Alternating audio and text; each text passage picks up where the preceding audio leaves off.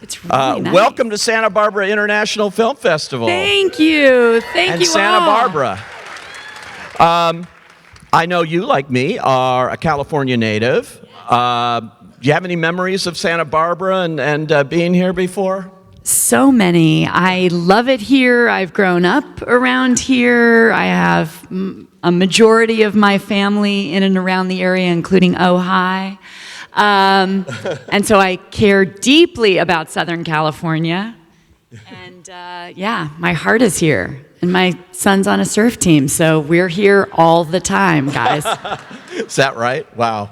It's so amazing, you know, the career that you've had, and I talked about a little bit of it there, but you really were born to be in the movies. I mean, and by the way, Roger Durling, who is the artistic director and CEO here, told me outside, this is a first for the festival tonight. The first time a father, Bruce Dern, and a daughter have both been honored here at the film festival. So, isn't that beautiful? That's so lovely. I feel very touched by that and very grateful. Thank you. So, have you seen The Wild Angels lately? Oh, I've seen it. And they're very wild. How do you think I got here? It's a radical movie. One of my favorite things about that movie is my primary family portrait that I have in my house of my parents as a couple is from that movie. And my dad has a Hell's Angel biker helmet on, clad in leather. I think his character's dead at the moment of the photo with a joint hanging out of his mouth, and my mother's sort of weeping, holding his body, and I'm like, those are my parents, which... As a child of divorce, there aren't a lot of pictures of the two of them together. So I'm really proud of that one. Well, it's unique. Not many people can say they were conceived on a film set, so it must have seeped into you somehow. Well, Roger Corman takes a lot of credit, even for my conception of starting people's careers. And we were at Telluride Film Festival a few years ago, and he said, how many people in this room I've started their careers, including Laura Dern, who wouldn't be here unless I'd made a movie. I was like, wow, okay. But in fact, it's true, and you know, it is an amazing beginning, and it's incredible to track the filmmakers that came out of not only that time working with Roger, but specifically that movie. A few of the directors I worked with whose films you saw in some of the clips, Peter Bogdanovich, Robert Altman, Jonathan Demme, all were working for Roger at the time, even as PAs. I think Peter was doing second unit direction on the movie.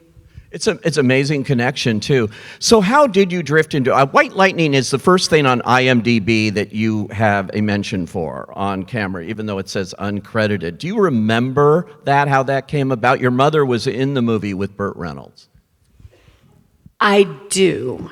I don't know if this is true, but this is the story my mom and Burt Reynolds had told me, which was, I think I was 4 or 5, and... my mother was in a scene in which an actor comes running in with a shotgun threatening my mom, and I was on set and supposedly ran into the scene and grabbed her leg. And so they kept it, but I was afraid. So I don't think I was intending, or no one had planned for me to be an extra. But I forced my way in. See? Sometimes it takes that. But I know, having seen Alice Doesn't Live Here Anymore, that you actually were in that as well as an extra. You're that girl sitting there with those big glasses at the counter, eating ice cream in the place there in that movie. How did that happen? Were you hanging around that set too? I was. It was summer, and I was fascinated. And Scorsese, who's, you know, our gift to cinema was there directing the movie, and saw how in love with watching the actors' work I was. So there was a very exciting climactic scene of the movie in which finally Ellen Burstyn and Chris Christopherson sort of come together, and I noticed he placed me sort of right where they would end up coming together and having this rather romantic and fantastic kiss. And I didn't know what was happening. All I knew was we did it 17 times, and I had to eat an ice cream cone, banana-flavored ice cream, 17 times, and watch Chris Christopherson grab Ellen Burstyn into his arms. So of course I fell in love with Chris Christopherson. And then Scorsese said to my mother after, my God, she ate 17 ice cream cones and didn't get sick. This kid's going to be an actress. And I have used that to my benefit many, many times with my parents, sort of forcing my way into this career. Have you talked to Scorsese about this sense that he really was a key motivator?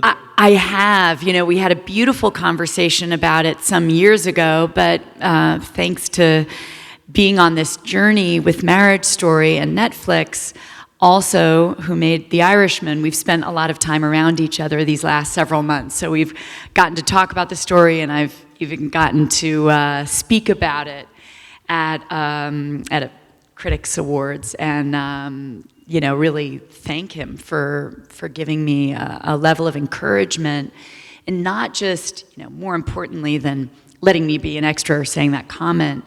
One of my favorite scenes ever between two women in a film is a scene of my mother and Ellen Burstyn in a tiny bathroom talking about life and being single mothers and trying to figure out how to do it. And as you can imagine, and I was only 6 or 7 at the time, but thank God for the 70s, I hadn't seen a lot of women talking about real life and being single moms on film before. And it was really riveting to me. And Scorsese was shooting through this sort of narrow margin of the open crack in the door to feel the privacy of these two women.